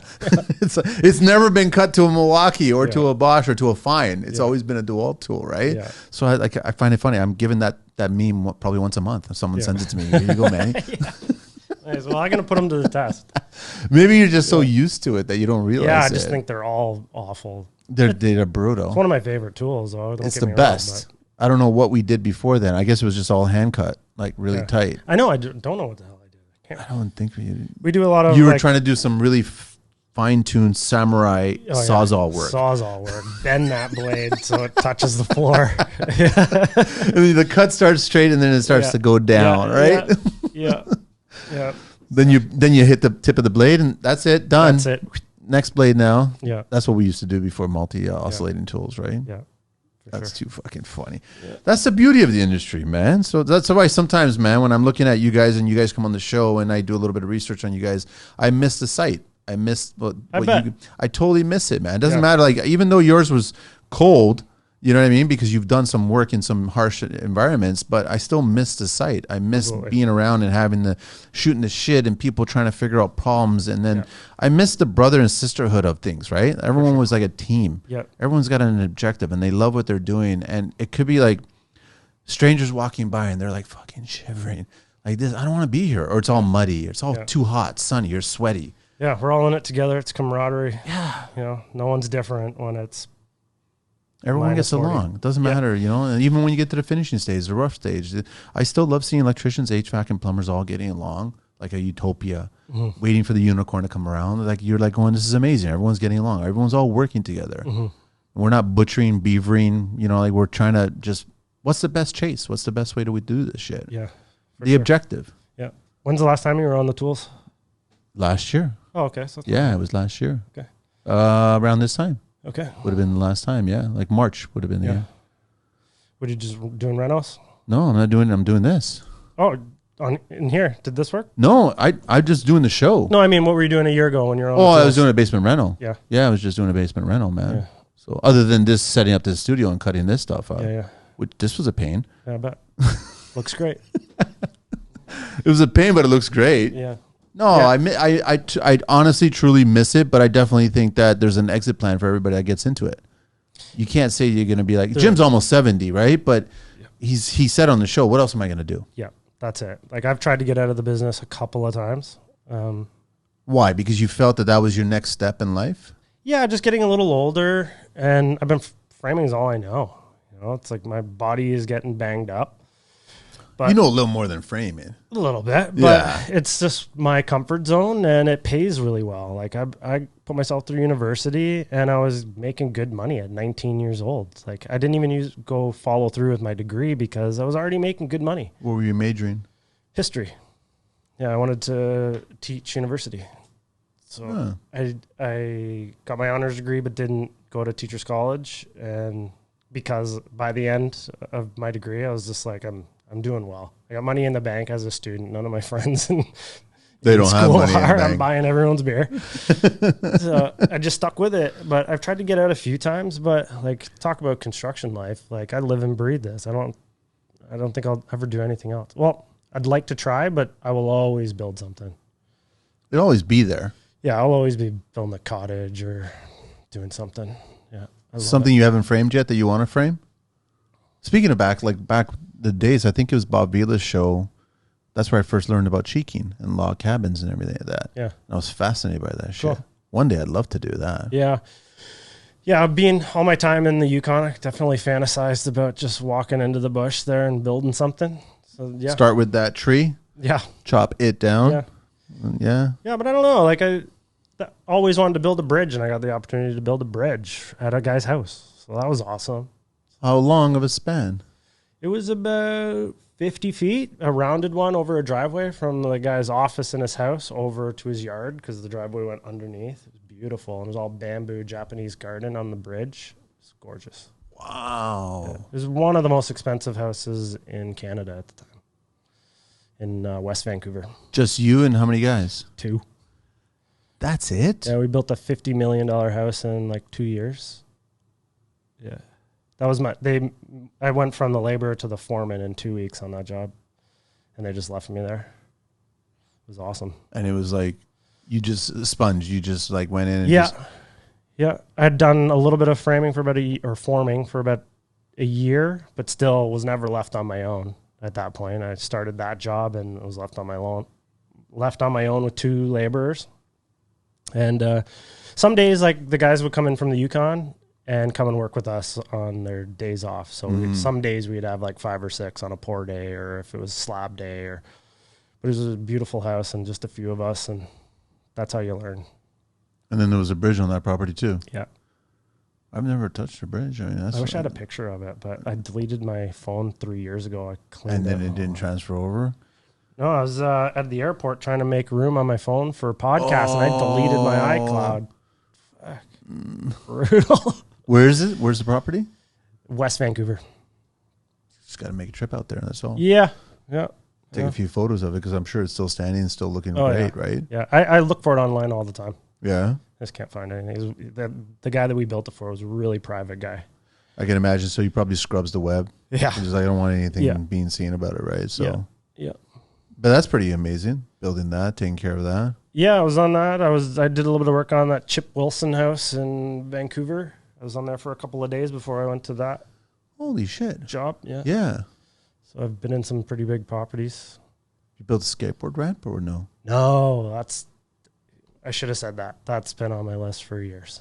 I mean, because that's always fun. Yeah, I was going to do one last summer at my farm, but I ran out of time. The question is, how big would you build it? Yeah, just a small one. Just okay, all right. Yeah, I'm too old. I get hurt too easy. I gotta make it ain't going to be like a Red Bull kind of thing, just like, and he's still going, and he's still going. No, it ain't going to be that big, man. No.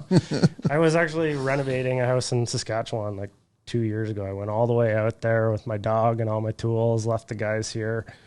I broke 2 ribs skateboarding the first week. A 2-week rental turned into 2 months because I had to finish it. You can't fucking do anything when you break a rib. Oh, T3s, thank God. You can't. Oh, okay. But it was tough. Yeah, it was tough. Just landed wrong? Yeah, skating a bowl. Just right down to the bottom. Smash. That sucked. So I got to slow down. Yeah, but I think maybe it's time to build a ramp. Yeah. A small one, just to get maybe back onto it. Yeah, but that's on the list. That would be cool. Take a photo with you on a tool belt and holding a Hitachi and going up. Yeah. That'll be good. Hitachi would jump all over it then, man, that way. Then you can see the Hitachi falling. Yeah. But it's plywood, so it's nice soft cushion. It's not like it's not like a job site, right? Yeah. If it hits the dirt. Yeah. I think I've covered everything I want to ask you, right? I don't know if there's anything else, man.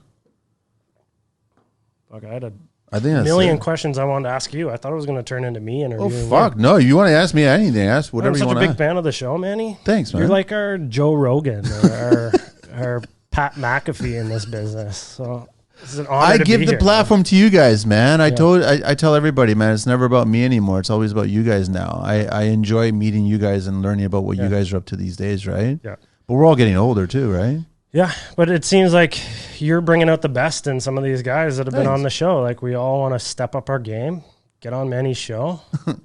Thanks, man. Yeah, you're the patron saint of construction for us in Canada here. It's very cool. I listened to a lot of your episodes, and I wish it was live so I could call in. We're going to do that. Yeah. We're going to do that. We're planning on doing that. Well, next week we're going to be at the Concord Expo doing live. Yeah, I'm going to be there. I'll come and say hello. So pass by the booth, 1106, right? Hall 1. Okay, I will. Yeah, totally pass by. I want to do live. I want people to call in because I want one person just to call in and say, long-time listener, first-time caller. Yeah. I just want to hear that fucking statement, man. Because that's the go-to of it, man. I totally love it. Crane over here. Somebody get rid of them. Get rid of them. No. We're planning a few things. I love doing the show. It's been fun, but I still missed. If I could somehow balance both of them, I'd totally fucking do it. Yeah. If I could build shit in here, I would do it too. But then you're gonna start seeing sawdust all over the technical gear, which ain't gonna be good at that point, right? Yeah. But I love what's been built, right? So I think that's also why you're good at this show, man. Thanks, man. It's in your blood, man. You're one of us. I like to think so. Yeah. I get you. I've had other people come in here and saying, you can really ask questions and talk to people. And I was like, because I kind of understand what they've been through. Like I've been there, that situation. I may not have been in every situation, but I've been in a lot of situations, right? Yeah. And you sure have. And it tells, or it shows, sorry, yeah. Yeah, thanks, man. I've reached out to a few guys that have been on your show and be like, I'm so nervous, man. Give me some pointers. And they probably tell you how easy it was. Yeah, they're like, man, he's the best. Man, he's the best. He'll take care of it. Don't even worry. It'd be fine. Everyone's always a little nervous. I don't understand it because I've always. Song. It's a song? Yeah, what are you doing to us? I've had people. It's Carlito's fault, by the way. I've had people not come on the show because of the song. I bet. They said I can't do the song. Yeah, I was rattled for 2 months when you asked me to come on. I was like, fuck. Sometimes if you bug me enough, and everyone's listening now, if you bug me enough about not doing a song, I would just say, fuck it, don't do the song, come on the show. Yeah. Sometimes, right? Okay, so you're not like, never mind, don't come on the show then. No, now it's because there's like, people are saying, I don't want to do the song, I don't want to do the song. I'll come on the show, but I don't want to do the song. Yeah. But then, you get, it's just breaking the ice, that's all it is, man. And you did a good job. Thanks, man. I was shaking. It was tough. Do we not like whistle, tune, hum, shoot the shit on the job site? Do we not do any of that shit? So last night I said to my girl, I was like, I'm so terrified of this song. So I'm not the type of guy to walk into a room singing a song. She's like, yes, you are. You do it all day. I was like, okay, I guess See what I mean? Everybody does it until you ask to do it on cue. Yeah. Then it becomes a kind of a stressor, right? Yeah. But you did great, man. It was all good. Thanks. You're more than welcome to come back anytime you want on the show, right man. You're gonna, the show next week's gonna be good. Sweet, yeah, I'm looking forward to it. I didn't get to World of Concrete, so this is the next best thing. I didn't want to touch any of the big shows. I wanted to do the smaller shows, right? Cool. So that'll be fun next week. We got a lot of shows to do next week. Sweet. So there'll be a lot of talking going on. We're still trying to figure out what it's gonna look like there. I gotta figure out some stuff, but it ain't gonna look like this. Yeah, can't look like this, right? So this is great. I like this space. Are you gonna go to the IBS show? I wasn't planning on it. There's too much shit going on right now. Are you going down? I'm gonna try. Yeah. I haven't booked anything, but I'll try. Last time I was there was right before COVID when it hit. I was leaving town when it started. Oh. Right. So that would have been 4 years ago. Yeah. 2020. Oh, nice. Yeah, but it looks like it's gonna be a good show. Yeah, it looks really cool. There's some products there that I don't have a lot of experience using, and I want to incorporate into our routine. So at this point in my career too, I just want to learn as much as I can. Like I'm a dork when it comes to those shows. I love. There's been, I think the last few years of IBS, I didn't pick up shit. No, I was like, I've seen all this shit. Like, where's the new shit? Yeah, I don't even go to any of them. Oh, have you ever been to IBS? No. Prepare yourself. Yeah, it's massive. Yeah, but massive. Yeah. Like you will not cover everywhere on the day. Yeah, I don't. I'm going to try to go for 2 days, and I would say, pick your plan. Like decide where you want to go and see. Oh, really? Do that first. Okay. Because it will consume most of your time. Yeah. Right. That's what the impression I got from World of Concrete when they're like, oh, World, it's even bigger. Lectures. I'm like, I don't know which one to pick, but it's cool. Like I'm a carpenter through and through. Like I'm not a businessman, so it's. The World Concrete had all those business seminars and software programs, which is great and all. But for me, I need to learn. I want to get to the booths and get to the products and get to the guys and try to figure out what's new and what's coming on. My itch right now is, and hopefully I can do it. I think it's in the fall. Is the German show? Oh, I want to see Europe. Cool. That's all Europe coming to Germany, talking building. Yeah, that'd blow my mind. I wouldn't. That would that's where I know Will Gunnell's been there a couple of times. From Gunnell Homes, right? And he was like, man, you got to go. And I was like, yeah, I want to go. I want to check that shit out, right? Nice, that's how it all started. I went to IBS 12, 13 years ago for the first time in Atlanta, right? Because I was curious about where am I supposed to go? Because the home show in Toronto was nothing. Yeah. I was like, I've already absorbed that fucking sponge. It was done, right? Yeah. So I was like, someone told me about IBS, and then I went, irritable bowel syndrome. I'm like, what the fuck am I going to go there? No, an international builders show, right? Yeah. And I went there, and I was in awe. I was like, this is insane. Because it was your first time. It was my first time, first of 9 times. Oh, 9 times, yeah. Right? And then you just absorb, but then you start realizing nobody's really shooting out new shit. I want to see new shit. I want to see innovative new stuff, right? Yeah. Not just gimmicky shit. Yeah. I want to see new stuff. New stuff is cool to learn, but if we can't incorporate it into our business, that's the next hurdle. What's the point? I know. Now you get OBC and National Building Code, and they're like, no, we can't bring that in just yet. Yeah. But from a fan of construction, I'm down. Yeah, totally. You'll enjoy it, but plan it. Cool. Totally plan it. It's coming up on the 27th. Yeah. Yep. Yeah, so it's coming up fast. So have you booked? Have you registered? No, I haven't. I'm just dabbling with the idea because I got to start 2 jobs on Monday, so it's gonna be Are you crazy. gonna pull that? Well, you could fly in, do it 3 days, and then get the in hell and out. out. It's business. I got to start doing that. It's worth it. I would, if you've never been, I would say Yeah. do it. Totally Yeah. do it. Yeah. World Concrete is massive, though. You'll get lost in that one. Yeah. But it's trade show season for construction right now. January, February, March, Yeah, April. it's a good time for it. It's insane right now. Yep. Man, I'm done. I think I'm done. I just got to ask you the 12 questions, Sweet. which I think it's like, were you nervous about these questions No. too? Because you were asking me about them. I don't see them. Yeah, because I didn't see them on the original first email? and then last night I'm like, you know what? I better take a look at those questions. And I gotta thank you for this, man. oh yeah, there's some good stuff in It's there. like amazing shit in here, man. Well, I saw an episode where you were mixing a cocktail and teaching us how to. I don't know if we were mixing it. I think we were just drinking it. Wasn't it like you were actually showing how to make a drink one time? Oh, there was a last video year. I did. Yeah, a video. Yeah, I've done the Manito, which is my version of mojito. Oh yeah, that's it. Manny That's Mojito, it. right? Yeah. I've done that, and I also did the watermelon. And then I had my social guys like, you got to do more of those, man. Yeah, they're great. Fuck, they take a long time, man. I like the movie ones you do. You like the movie ones Yeah, too? I'm yeah. going to do more of those as well. Cool. There's lots of Yeah. movies that I want to talk about and share that Yeah, people nice. don't even know about, right? Yeah, it was cool. So, did you ever see Thief? Or No, because I couldn't find it. It's on, I swear it's on Amazon. No, I checked my Amazon, unless it's like one of those upgrades you got to do. Fuck, I could have swore I saw it recently on one of the streamers. I saw it on there, Yeah. unless they took it down. Yeah, I got a copy of it, but I love those old movies, so I'll find it. it's an old movie. It's a great movie, man. Yeah. Fuck, that's funny you're bringing that up. Thanks, man. Anything else you want to ask me before I ask you these Oh, questions? off the top of my head, I don't know. We should something make a comes up. whole episode of me interviewing you. Sure. If you want to come back and interview me, I'm totally game for that, man. You're busy though. You got to keep the job site going. The guy's going. Yeah, I'm busy, but I'd make time. Thanks, man. I appreciate it. Ryan Buchanan here. Buchanan Carpentry. Ryan at getbuchanan.com and also www.getbuchanan.com and IG Buchanan Carpentry. You get a lot of consulting work these days? Yeah.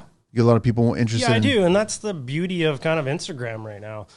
Like back to that point where we don't really have competition. Yeah. I get tons of guys being like, can you come help us on this roof? Can you come do that? And that's what I based my business on. I didn't want to work for homeowners. I didn't want to get in line 30, 60 days with a contractor. Yeah. So I was just helping out companies. Smart. It was a lot of fun, but it's not really where the money is. You know, they're happy to pay you well for a couple of days, but it's It's there. It's part of your wheelhouse. It's there. Yeah, I love it. I love it. What is your favorite construction word? Past. What's your least favorite tool? Sawzall. Okay. Mistakes. We bring it out. when Yeah, there's a mistake. I quickly realized that, yeah, when a framer brings out the Sawzall, it means there's a mistake. Yeah. What construction sound do you love? Pour day. Just the sound of pouring concrete. Trucks backing up. Trucks backing up. The ties pinging. You got to listen here for a blowout. You can hear it. You got a warning. So I love that. What's your favorite beverage? It's hard to beat a nice cold high life. It's true. Worst and best part of construction? Is that my turn-ons and turn-offs? Yeah. Well, okay, back to the best part. Our scopes are pretty big, so when you finish something, it's quite the feeling. Quite the You know, challenge. it's quickly disappears when you just start a new reno the next day. Does it really? Yeah. As soon as you get into It's the like gear. amnesia. You're like, on to Done. the next one, yeah. Interesting. Yeah. Let's turn offs. I'd have to say the lack of empathy For us. for us. Yeah. And Trade it's not people in just like general. framers. No, all the trades. Yeah. Yeah, I'd agree. Yeah. Favorite curse word? Oh, I'm not allowed to say it. Sure you are. No, I got told I can't, so I'm going to switch By it. whom? I'm a feminist. Okay. Probably, What, the C word? yeah, guilty. Well, why is it that the Irish can get away with it all I know, the time? the British, they sound so British, good doing it. They say it almost like it's a period, man. I know, it's suck. Ooh. It almost like, thank you for calling me that. You almost feel like that. All right, well, we know which one we're talking about. Yeah. What is your favorite vehicle? 1970 Lamborghini Miura. What color? They did the funky colors, eh? I know. I hate yellow cars, but the yellow is sharp. The yellow's kind of nice just because the eyelashes on the headlight. Yeah, exactly. That's why it looks so nice as a yellow. Yep. That's such a beautiful It's shape. the only yellow man. car I like. That's the fuck you to Ferrari car. Yeah. I love that he designed that thing. It's a great car. What do you miss from your childhood? My grandparents. What profession other than your own would you like to attempt? Restaurant. Open one up? Yeah. What kind of food? It's like a wine bar, small plates. But I love the idea of just opening up either a pizzeria or a sandwich shop. My town needs it. Do it. I will. Do you remember what Ossington used to look like with karaoke bars, Vietnamese karaoke bars? No. I bet. I've been stuck on that street a few times with SWAT because someone made a comment about some Vietnamese guy singing badly, and then guns came out. No way. Oh, and they shut. This is way before Ossington became what it is today. Yeah. Way before. It was like every one of those restaurants on Ossington was a Vietnamese Oh, shit. karaoke bar, yeah. Really? And you don't fuck around with that, Oh, man. shit. So that was interesting. What profession would you not like to do? Cop. Last question. If heaven exists, what would you like to hear God say when you arrive at those pearly gates? Wrong floor. Bars downstairs.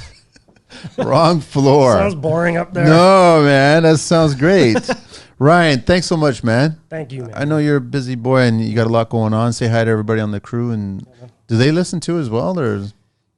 They don't care? No, they're too young. They're too young to. I thought the young guys are listening nowadays. I got one guy that's just loves construction, but he's not to the point where he's doing his homework yet. But we'll see. He's just riding the wave for now. Yeah. That's all he is, man. Thanks so much, man. It's been a pleasure having you on the show. And My pleasure. welcome back anytime. Say hello next week. Honestly, we'll be there. Yeah. Well, for sure. Hall 1, 1106 is our booth. 1106. And you might catch us recording or you might catch us on a downtime or whatever. Sweet. But Yeah, we'll have come lots say of hello. fun there. Okay, cool. See you, man. We're done, man. Thank you. Thanks. Angelina, we're out of here.